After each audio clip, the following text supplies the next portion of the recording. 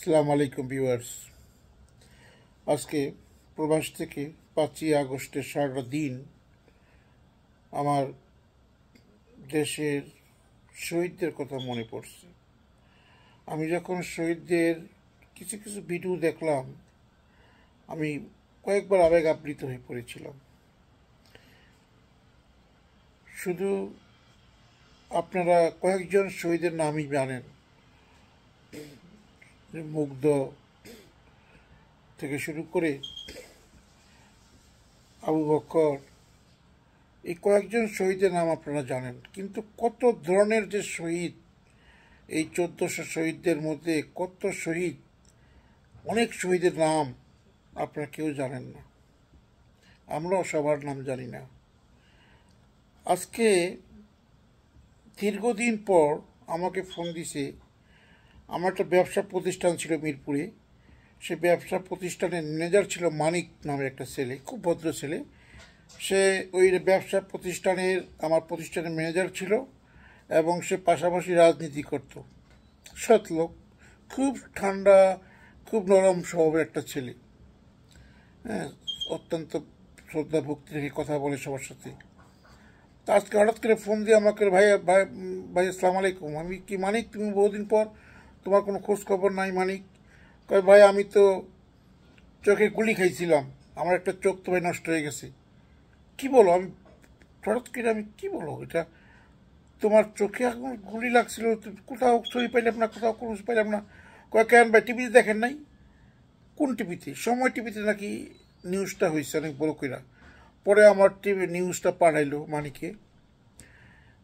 আসলে একটা স্মার্ট ছেলে, খুব হ্যান্ডসাম একটা ছেলে, একটা চোখ নষ্ট করে ফেলছি। তার চেহারাটার সমস্ত কিছু নষ্ট, বেঁচে আছে কিন্তু তার চেহারাটাই নষ্ট করে ফেলছি একটা গুলি।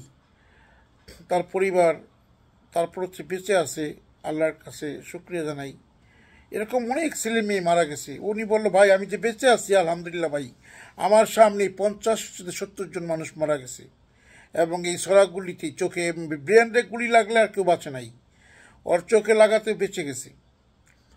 তো আজকে আমি আমি অনেক তব্দ খেয়েছিলাম যে মানিকের খোঁজ, আমি প্রায় 1 বছর ধরে মানিকের কোনো খোঁজ নিই না, কারণ আসলে আমরা সবাই বিদেশে যার যার জীবন নিয়ে ব্যস্ত। আমাদের চলার পথে তো কত মানিক আসে যায়। আজকে মানিকের ফোনটা পাওয়ার পর থেকে আমার মনটা খুবই খারাপ। মানিকের স্মার্ট ছেলে, অনেক ভদ্র একটা ছেলে। ওর চোখটা যখন আমি দেখছি তখন আমি নিজেকে আর কন্ট্রোল করতে পারি নাই। আমি স্টিল এখনও ভাবতেছি যে আমরা কত খবর জানি না, কত নিউজ জানি না, কত মায়ের বুক খালি হয়েছে, কত সন্তান চোখ হারাইছে, পাও হারাইছে, আর আমরা কামড়াকামড়ি শুরু করে দিচ্ছি দেশের ক্ষমতার জন্য, দেশের পদের জন্য। হ্যাঁ, আমার প্রিয় দল, যে দলকে আমি অনেক ভালোবাসি, বিএনপির মধ্যেই যে কত গ্রুপিং শুরু হয়েছে, কত মারামারি শুরু হয়েছে, কত ধরনের গণ্ডগোল, কত ধরনের মানে শুরু হয়েছে। একটা বিরাট দল থাকতে পারে, কিন্তু এই জন্য একই দলের মানুষ হয়ে একই দলের সদস্যকে খুন করতে হবে?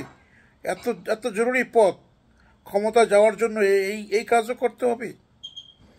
মনটা খুব বিষণ্ণ। আমরা ভুলে গেছি 1400-1500 লোক মারা গেছে, আমরা ভুলে গেছি 2700 লোকের চোখ চলে গেছে, 2 চোখ চলে গেছে, কিন্তু 1 চোখ চলে গেছে এরকম কোনো খবর কিন্তু আমরা কয়জন জানি?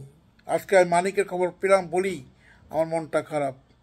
আমরা দল মত পথ সব কিছু ঊর্ধ্বে উঠে এদের আত্মত্যাগের কথা চিন্তা করে আমরা কি দেশকে ভালোবাসতে পারি না? আমরা বিভাজনের রাজনীতি, এই ক্ষমতার রাজনীতি, এই গ্রুপিংয়ের রাজনীতি থেকে আমরা কি বেরিয়ে আসতে পারি না?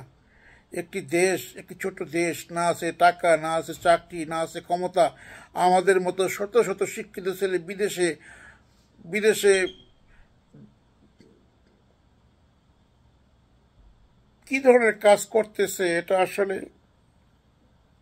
আমরা বিদেশ থাকি ঠিকই, বুকটা ফেটে আসে যখন এগুলি চিন্তা করি যে আমরা যারা শিক্ষিত লোক, বিদেশের দেশের চাকরির অভাবেই তো আমরা বিদেশে চলে আসছি, বিদেশে এসে টাকা ইনকামের জন্য তো আমরা আসছি, কিন্তু আমাদের হৃদয় ভালোবাসা সব কিছু দেশের জন্যই, দেশেই পড়ে থাকে। আমাদের ইনকামটুকু লাস্টে যে দেশেই পাঠাই, একটা কিছু দেশেই করি, সম্পত্তি যাই করি দেশেই করি। হ্যাঁ, সেই দেশের মধ্যে এত গণ্ডগোল, এত কিছু, এতগুলি লোক মারা যাওয়ার পরেও দেশের মানুষগুলা, নেতাগুলা, দেশের রাজনীতিবিদরা ভালো হইল না, সেটা আসলেই খুবই কষ্টকর। এই মানিকদের আত্মত্যাগ বাংলাদেশ কখনই ভুলে মনে রাখবে না। 71 সালের পরে যেমন 72 পর্যন্ত কামড়াকামড়ি শুরু ছিল, কেউ মনে রাখে নাই, ঠিক এখনও মনে রাখবে না। 1-2 বছর পর সবাই সবাইকে ভুলে যাবে।